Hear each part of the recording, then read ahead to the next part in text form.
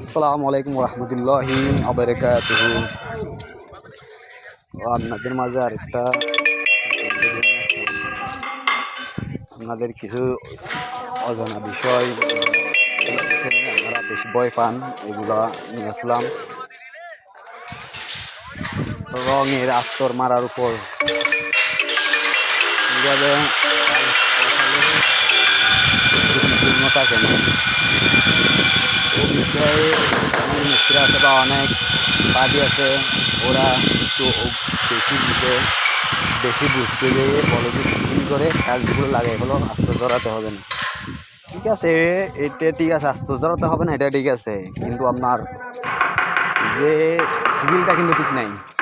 সিভিলটা এক জিনিস, grinder machine দিয়ে এঁকে দেওয়াটা এক জিনিস। এখানে দেখেন আমি গ্রাইন্ডার মেশিন দিয়ে এঁকে দেওয়ার পর করতেছি, তো আবার গ্রাইন্ডার মেশিন দিয়ে এঁকে দিয়ে টাইলস করবো, এটাও বড় কথা না। কিন্তু আমাদের মশলাটা কীরকম হবে, যেগুলো দিয়ে লাগাবো ওগুলো গাড়া সিস্টেম হতে হবে।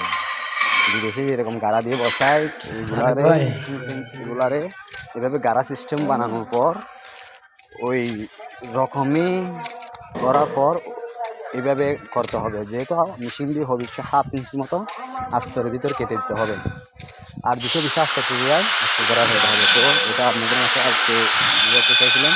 তো ভালো লাগলো।